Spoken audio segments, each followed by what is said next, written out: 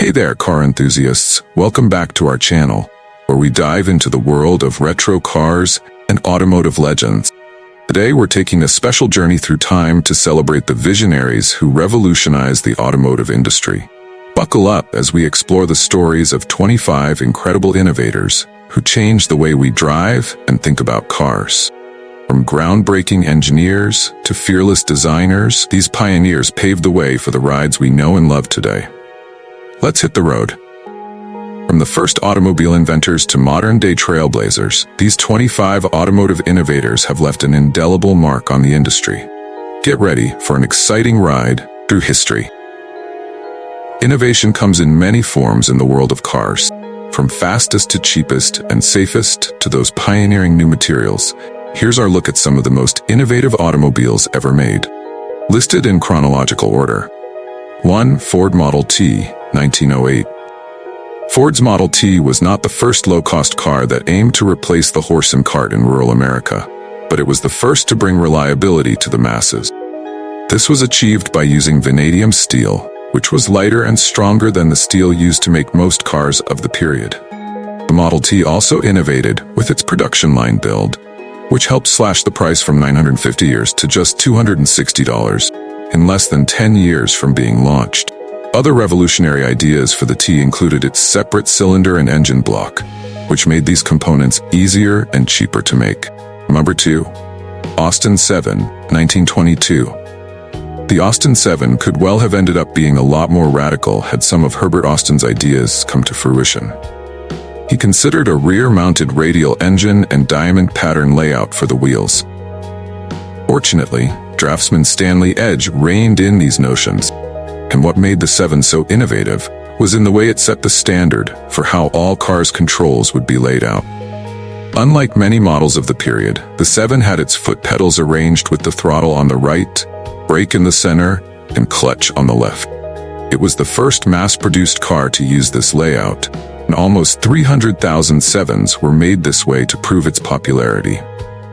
3. Citroën Traction Avant, 1934. Citroën's reputation for making advanced automobiles was founded on the Traction Avant, which was the first large-scale production front-wheel drive car. As if that wasn't enough to set this machine apart from its more upright rivals of the pre-Second World War period, the Traction also pioneered monocoque construction with its body that did away with a separate chassis frame. Traction Avant wasn't done with its innovative approach because the car featured independent torsion bar suspension all round, and there were hydraulic brakes. It was the first car to use Michelin X radial tires too, and all of this helped the Traction remain in production until 1957. 4. Willys Jeep, 1941. The story of how the Jeep came about is convoluted, but the basic car was designed in a day by Karl Probst to meet a specification laid down by the U.S. Army. Working for Bantam, Probst's design was a clear winner thanks to its lightweight, rugged design and all-wheel drive. Yet the Army was worried that Bantam didn't have the capacity to meet production demand. As a result, Willys and Ford were asked to build the car, and Willys got in first and used its own 4-cylinder engine. The first Jeep prototype was completed in a mere 75 days. By the end of the Second World War, 637,000 Jeeps had been built by Willys and Ford. Number 5. Volkswagen Beetle, 1946. The path to production for the Volkswagen Beetle was fraught with obstacles, but what helped make this small car such a huge success was its innovative marketing. As early as the 1950s, Volkswagen was using humor to promote its car. While the 1964 advert that asked how the snowplow driver got to work was perfect in the US, where television had become commonplace in most homes. VW even made light of the Beetle's air-cooled engine, which many thought was old-fashioned by the 1960s. In one advert, Volkswagen reminded owners to top up the car's antifreeze for the washer bottle. Because we know how to cool an engine with air, but we still don't know how to wash a windshield with air. 6. Jaguar XK120, 1948. The XK120 grabbed many headlines for Jaguar in 1948, but what was truly innovative about the sleek roadster lay under its hood. The XK engine used hemispherical combustion chambers and twin overhead camshafts, which were more the preserve of exotic racing cars than road-going sports cars. The result was a 3.4-liter six-cylinder engine, produced 162 horsepower. The XK engine remained in production until 1992, when the final Daimler DS420 was built. By then, the XK engine had won 5 Le Mans 24 Hours races and powered everything from sports cars to luxury sedans. Number 7. Chevrolet Corvette 1953. While low-volume car companies in the UK were using fiberglass to come up with bodies for their cars, Chevrolet embraced it for its new Corvette sports car in the US. It was a pragmatic approach on the part of Chevrolet, as it offered a quick, cheap route to a swoopy body to get its sports car to market. The idea of using fiberglass stuck, and subsequent generations of Corvette used this material, resulted in many stunning shapes that would have been too costly to produce in metal. And it helped make the Corvette an affordable sports car for the American market. 8. Mercedes-Benz 300 SL Gullwing, 1954. The gullwing doors of the Mercedes-Benz 300 SL gave the car its nickname, but it was the 3.0-liter engine that was revolutionary. This straight-six was the world's first production engine to incorporate fuel injection, which allowed more precise metering of gasoline. It resulted in 250 HP from the engine and a top speed claimed at 155 miles per hour, though this depended on which axle ratio was fitted. The SL was the fastest road car in the world at its launch, and there were other clever ideas associated with the engine. For instance, it was canted over at 50 degrees to keep the hoodline as low as possible. Plus, it offered a lower center of gravity to aid handling. Number 9. Citroën DS, 1955. At a stroke, Citroën made every other family car look over the hill when it launched the DS in 1955. Its sensational styling was matched by the engineering underneath that used hydropneumatics to operate the suspension, steering, brakes, and clutch. This system gave the DS an unrivaled ride quality on even the poorest surface, as well as its party trick of being able to raise the body at the touch of a lever. The sophisticated suspension was not without its flaws, as early DS owners found to their cost with leaks and failures. However, Citroën overcame these problems and the DS remained in production for 20 years. Number 10. Lotus Elite, 1958. Lotus flabbergasted the world's media and automakers when it launched the Elite. Here was a car that not only used the new wonder material of fiberglass for the car's body, but also for its entire structure. This was a huge leap forward and demonstrated the strength of fiberglass, because the Elite had no separate chassis. It made the car very light at just 660 kilograms, 455 lbs all up, while fine aerodynamics also helped it to be quick. Even if the Elite found fewer than 1,000 customers, it justified Lotus' faith in fiberglass and cemented the firm's reputation for innovative design. 11 Mini, 1959. Alec Isagonis completely rethought the small car to come up with his Mini. It was packaged in a radically new way, placing the engine and gearbox transversely across the car to free up room for passengers. The design also pushed the wheels to the far corners to maximize cabin space, and handily endow the Mini with superb handling. Using every inch of space made the Mini roomier than any other car of its size. But some innovations didn't last as long. The rubber cone suspension of early cars was replaced by hydroelastic suspension in 1964, though this was also another innovative solution. 12. Volvo PV544, 1959. It's hard to think of a more conservative model than the Volvo PV544, with its simple mechanics and rugged build. Yet this was the car that introduced the three-point seatbelt to the world, which has saved more lives on the road than any other invention. The three-point belt was the idea of Niels Bohlin, engineer for Volvo, who realized that simple lap belts offered little protection in a collision. By adding the diagonal strap, it held occupants much more securely. Volvo's other innovation with this safety design was to waive its patent rights, so every automaker was free to fit three-point seatbelts to their cars. The 13 Chevrolet Corvair, 1960. The Chevrolet Corvair appeared just as U.S. car design had reached the peak, the big fin era, so this compact family car stood out for its restrained approach. What made it innovative was its use of a rear-mounted, air-cooled, six-cylinder engine to maximize cabin space. It also pointed the way for a much cleaner, sleeker style that took over in the 1960s from the excess of the previous decade. Poor handling, caused by the rear weight bias and swing axle suspension, meant the Corvair's reputation was tarnished, but it still marked a shift in design among U.S. carmakers. 14. Panhard 24, 1963. The unusual styling of the Panhard 24 may have put off as many buyers as it attracted, but there's no questioning its effectiveness at cutting through the air. Such was its aerodynamic efficiency, the Panhard could touch 100 miles per hour despite being powered by an 848cc flat twin engine with a meager 50 horse-p. Clean lines of the 24 were aided by the windshield that curved around the corners of the front pillars. As well as contributing to the impressive top speed, it meant the 24 could offer 40 mpg fuel economy. 15. Rover P6, 1963. It's little wonder the Rover P6 scooped the European Car of the Year title in 1964. Taught up its innovations, and it was a clear leader in its field, and among all new cars launched at that time. The clever base frame structure was fitted with crumple zones, and the cranked front suspension had its horizontal springs attached to the bulkhead. The Rover P6's servo-assisted disc brakes on all four wheels were also unusual for the period, with the rear's inboard to help with unsprung weight. However, even Rover balked at the idea of using a gas turbine engine in the finished production model, though the P6 did gain the all-alloy V8 in 1968. 16. Renault 16, 1965.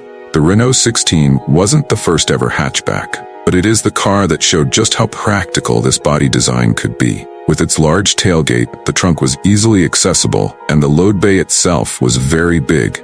Because the 16 was front-wheel drive, no back axle or differential to work around here. Torsion bar suspension also meant the 16 had very little intrusion from this into the trunk space. Work of this setup meant the right-hand side of the car had a wheelbase 70 millimeters longer than the left-hand side. 17. Lamborghini Miura, 1966.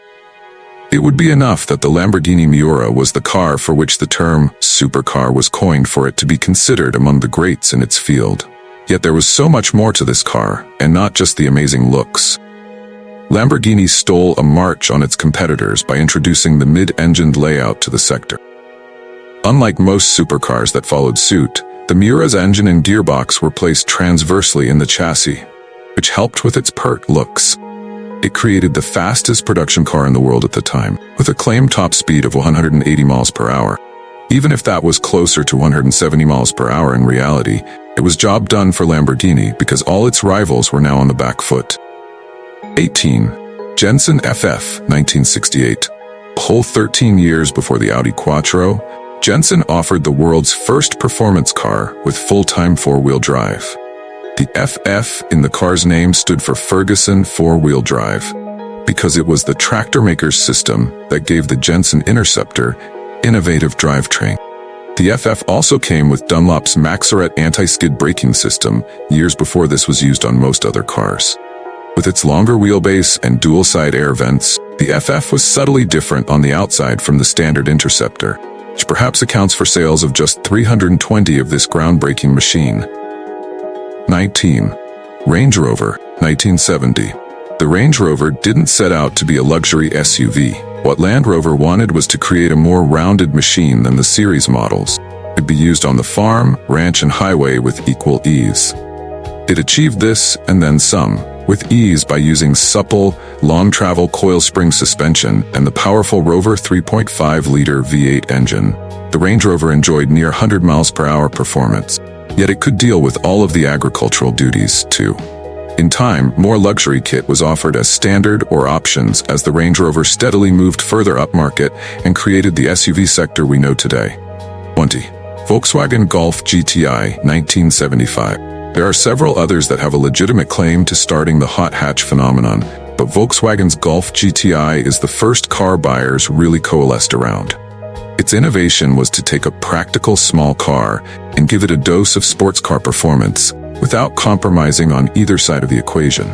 As traditional sports cars waned in buyers' minds, the Golf GTI was the perfect next step. Its Bosch fuel injection was unusual at the time and delivered good power and reliability, while nimble and predictable handling only added to the GTI's broad appeal that defined a whole new class of car. 21. Saab 99 Turbo, 1978. The word turbo was still not widely understood when Saab launched its 99 Turbo in 1978. By attaching this forced induction system to the 99, it created a car with terrific performance thanks to 145 HP, yet it retained all the comfort and refinement of the standard car. While not the first to fit a turbocharger to a production car, Saab popularized the technology and went on to offer it in a wide range of its cars.